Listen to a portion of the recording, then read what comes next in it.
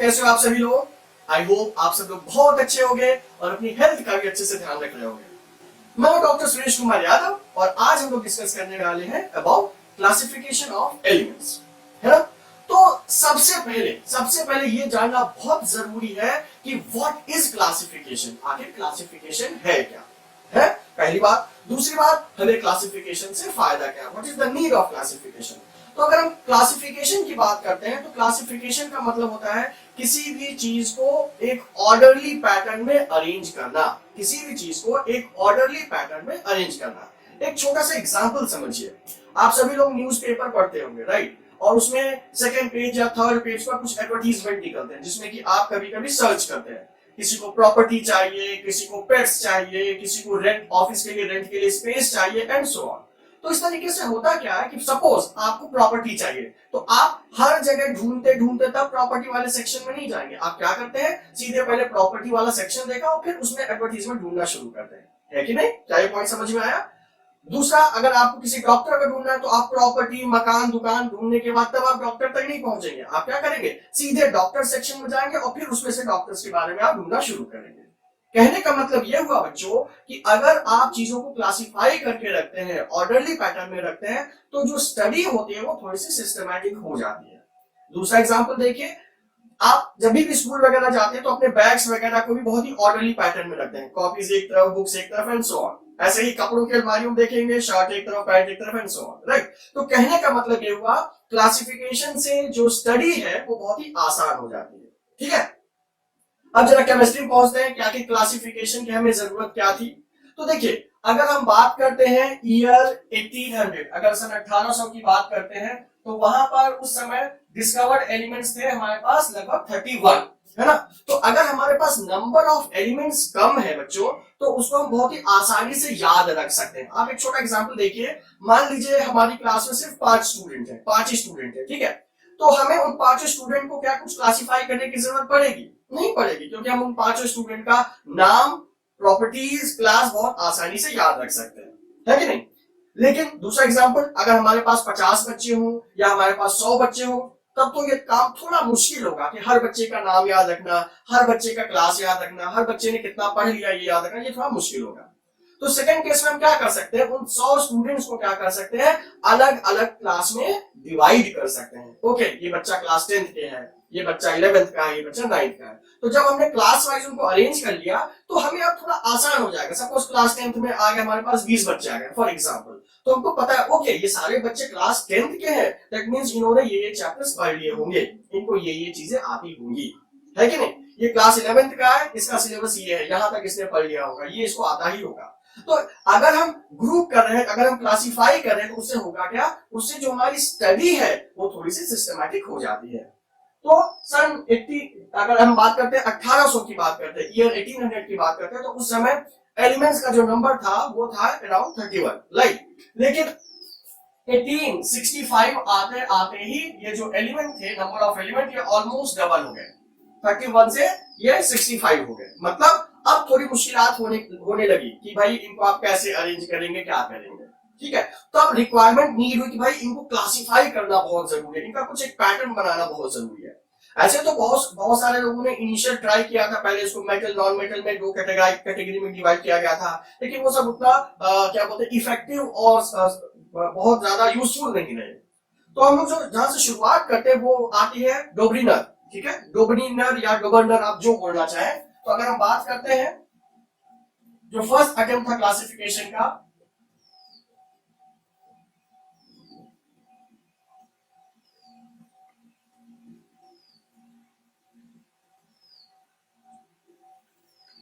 डोब्रिनर्स triads.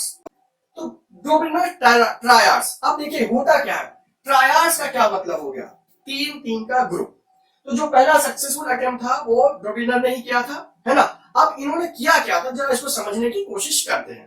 Triads का मतलब 3 का ग्रुप। तो इन्होंने क्या किया, ऐसे एलिमेंट्स जिनकी प्रॉपर्टीज सिमिलर थी, physical properties, chemical properties similar थी, उनको उनके इन्होंने छोटे छोटे से 3 के ग्रुप बनाए, 3 एलिमेंट्स के ग्रुप बनाए, ठीक है। और 3 एलिमेंट्स के जब ग्रुप बनाए तो कुछ इन्होंने अपनी बातें रखी, सामने पोस्टुलेट्स रखे कि क्या प्रॉपर्टीज होगी उन एलिमेंट्स के बारे में, राइट। तो पहले एक एग्जांपल से समझते हैं। तो जैसे हम बात करते हैं lithium, sodium, potassium, lithium, sodium, potassium, तो ये एक ट्रायड इन्होंने बनाया, ठीक है। अगर आप इसका एटॉमिक मास देखेंगे तो लिथियम का हो जाएगा 7, ये हो जाएगा 39, और अगर आप इन दोनों को ऐड करेंगे 7 प्लस 39 तो ये कितना हो जाएगा, ये हो जाएगा 46, और ये मीन निकालेंगे तो जो सोडियम है इसका मास जो हो जाएगा वो फर्स्ट और लास्ट एलिमेंट के मीन के बराबर होगा, है ना। कुछ में तो एग्जैक्ट बराबर आ गया, कुछ में उसके आसपास था। देखिए आज की तारीख में हम जानते हैं कि इसका 23 है, लेकिन पहले कुछ एलिमेंट में ये वेरिएशन था जो बाद में करेक्ट होते होते होते हो पाया है। तो इन्होंने यही कहा था कि जो मिडिल एलिमेंट होगा, middle element, the mass of middle element would be equal to the average of other two. क्या ये पॉइंट समझ में आया? जो मास है सेकंड एलिमेंट, जो मिडिल एलिमेंट का जो मास है वो बाकी दोनों एलिमेंट का एवरेज होगा, ठीक है। ऐसे ही दूसरा एग्जांपल दिया था इन्होंने, दूसरा एग्जांपल दिया था, मान लीजिए क्लोरीन, ब्रोमीन और आयोडीन, आप सभी को पता है 35.5, 127, इसका अगर आप एवरेज लेंगे तो कितना आएगा, एवरेज लेंगे तो ये आएगा 81.25 के आसपास आएगा, है ना। तो उस समय ये 81.25 ही लिया गया था, बट आज की तारीख में ये करेक्ट होते होते ये 80 हो गया है। तो कहने का मतलब ये था कि जो भी मिडिल एलिमेंट होगा उसका जो मास होगा वो बाकी दोनों के, जो बाकी दोनों एलिमेंट्स हैं उनका एवरेज होगा। इसका भी एवरेज अगर आप निकालेंगे तो क्या होगा, 35.5 प्लस 127, इन दोनों का एवरेज निकालेंगे यही आएगा, ठीक है। ऐसे और भी इन्होंने दिए थे, calcium, strontium, barium and so on. तो ऐसे काफी सारे इन्होंने ट्रायड्स बनाए थे, ठीक है। तो ट्रायड्स का जो बेसिस था एटॉमिक नंबर, मतलब उनको सिमिलर प्रॉपर्टीज के हिसाब से उन्होंने ग्रुप कर दिया और कहा जो सेंट्रल एलिमेंट होगा उसका मास जो होगा वो फर्स्ट और लास्ट का एवरेज होगा, पहली बात, ठीक है। दूसरी बात इन्होंने कही कि जो सेंट्रल मेटल है या जो सेंट्रल एलिमेंट है, मेटल नहीं एलिमेंट है, उसकी प्रॉपर्टीज जो है, प्रॉपर्टीज फर्स्ट और लास्ट के इन बिटवीन होगी, फर्स्ट और लास्ट के इन बिटवीन होगी। अब इसका क्या मतलब हुआ? इसका मतलब यह हुआ कि भाई देखिए इन दोनों में पोटेशियम ज्यादा रिएक्टिव है ना, लिथियम कम रिएक्टिव है, तो जो सोडियम होगा लिथियम से ज्यादा रिएक्टिव लेकिन पोटेशियम से कम रिएक्टिव, मतलब इसकी प्रॉपर्टीज, केमिकल प्रॉपर्टीज इन दोनों के बीच में लाई करेंगी, है ना। ये बात इन्होंने कही, ठीक। तो ये तो बात है गवर्नर ट्रायड्स की। तो इसमें ड्रॉबैक्स क्या थे? ड्रॉबैक्स ये समझिए कि भाई सबसे पहली चीज कि जितने भी एलिमेंट उस समय तक डिस्कवर थे सब पर ये ट्रायड वाला कंसेप्ट नहीं लग पाया, कुछ एलिमेंट्स पर लग पाया, कुछ पर नहीं लग पाया, पहली बात।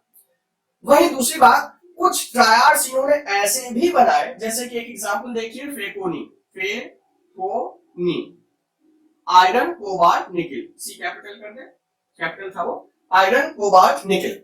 अब इसमें प्रॉब्लम कहां पर आई? प्रॉब्लम जरा देखिए, प्रॉब्लम ये है भाई आप यहां पर देखकर तो बता सकते हैं कि भाई ये कम है, ये सबसे ज्यादा, ये इन बिटवीन, मतलब ये पहला एलिमेंट, ये मिडिल एलिमेंट, ये लास्ट एलिमेंट, ये बता सकते हैं। लेकिन जब भी हम कुछ ऐसे एक्सेप्शन थे जिनका कि मास था, जो अगर आप आयरन के मास की बात करें तो ये मास कितना है, ये मास होगा 55.8, है ना। अगर कोबाल्ट की बात करें तो ये होता है 58.9, और अगर हम बात करते हैं निकेल की तो ये होगा 58.6। अब देख लीजिए, आप ही देख लीजिए, तो जिसका मास कम है वो बाद में है, मिडिल एलिमेंट कौन है, कोबाल्ट, और इसका मास ज्यादा, मतलब एवरेज तो किसी हिसाब से ही नहीं निकलेगा। तो मतलब आप देखकर, आप जो ट्रायड्स है उनको देखकर ये नहीं बता पाएंगे कि कौन सा मिडिल एलिमेंट है और कौन सा लास्ट एलिमेंट है। तो ऐसे कुछ ट्रायड्स ऐसे भी थे जो इस प्रॉपर्टी को फॉलो नहीं कर पा रहे थे, है ना। तो कुछ ड्रॉबैक्स की वजह से जो गवर्नर ट्रायड्स थे वो बहुत ज्यादा अभी तक सक्सेसफुल नहीं हो पाए थे। इसके बाद जो नंबर आया था, जो नंबर नेक्स्ट जो अटेम्प्ट था वो अटेम्प्ट किया किसने, न्यूलैंड ने, न्यूलैंड, ठीक है। तो न्यूलैंड ने क्या कहा, इसको भी समझते हैं। तो न्यूलैंड ने जो लॉ दिया उसको कहा जाता है Newland law of octaves, law of octaves. अब देखिए न्यूलैंड लॉ ऑफ ऑक्टेव्स क्या कहता है, थोड़ा सा इसको समझते हैं। तो न्यूलैंड साहब ने ये कहा कि अगर हम एलिमेंट्स को अरेंज करते हैं in increasing order of their atomic mass, अगर हम एलिमेंट को अरेंज करते हैं in increasing order of their atomic mass, तो जैसे lithium, beryllium, boron, carbon, nitrogen, oxygen, fluorine, है ना। तो ये इंक्रीजिंग ऑर्डर में है। उसके बाद sodium, magnesium, aluminium, silicon, phosphorus, sulphur और क्लोरीन। तो जब इन्होंने ये एलिमेंट्स अरेंज किए in increasing order of their atomic mass, number नहीं एटॉमिक मास, तो इन्होंने पाया कि हर एर्थ एलिमेंट फर्स्ट एलिमेंट को रिजेंबल कर रहा है। 1 2 3 4 5 6 7 और 8, तो हर एर्थ एलिमेंट फर्स्ट एलिमेंट को क्या कर रहा है, रिजेंबल कर रहा है। क्या ये पॉइंट समझ में आया? हर एर्थ एलिमेंट जो है वो फर्स्ट एलिमेंट को क्या कर रहा है, रिजेंबल कर रहा है। तो इन्होंने कहा कि जैसे ही आप एलिमेंट्स को अरेंज करेंगे in increasing order of their atomic mass, तो हर एर्थ एलिमेंट फर्स्ट एलिमेंट को रिजेंबल कर रहा है। सेम नहीं है, रिजेंबल मतलब प्रॉपर्टीज उसकी सिमिलर है। तो इसीलिए इसको नाम दिया इन्होंने octaves, law of octaves. Oct का मतलब एक, जैसे म्यूजिक में होता है ना सारे गामा पाधा नी सा, तो नीचे वाला सा होता है, ऊपर वाला सा होता है तो दोनों सा ही, लेकिन दोनों के टोन में बहुत डिफरेंस है। तो यही उन्होंने कहा कि हर एर्थ एलिमेंट फर्स्ट एलिमेंट को क्या करेगा, रिजेंबल करेगा, इसीलिए इसको कहा गया लॉ ऑफ ऑक्टेव्स। क्या कहा गया? Law of octaves. ठीक है, लेकिन इस लॉ ऑफ ऑक्टेव्स की भी कुछ ड्रॉबैक्स थे। क्या ड्रॉबैक्स है ये समझिए। पहली चीज तो ये थी, ये खाली एप्लीकेबल कब तक था?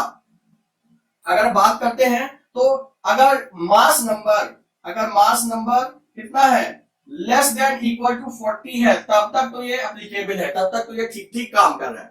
लेकिन जैसे ही मास नंबर 40 से बढ़ाते हैं तो ये प्रॉपर्टीज थोड़ा बिगड़ जाती थी, रिजेंबलेंस बिगड़ जाती थी, है ना। कहने का ये मतलब हुआ कि mass number less than equal to 40 तक तो एकदम ठीक ठीक काम कर रहा है, लेकिन उसके बाद ये सही से वो चीजें नहीं बता पा रहा। पहला पॉइंट। दूसरा पॉइंट था कि जब डिस्कवरी हुई नोबेल गैसेस की, तो न्यूलैंड ये नहीं बता पाया कि नोबेल गैसेस को आप कहां पुट करेंगे, आप आखिरी में पुट करेंगे, पहले पुट करेंगे, इन बिटवीन पुट करेंगे। खैर वो अभी आप जान दे सकते हैं। तो अभी आपको सिर्फ ये समझना है कि न्यूलैंड लॉ ऑफ ऑक्टेव्स कब तक एप्लीकेबल था कहां तक, लेस देन 40 मास नंबर तक ये ठीक से काम करता था, उसके बाद इसमें गड़बड़ियां हो जाती थी। ठीक है,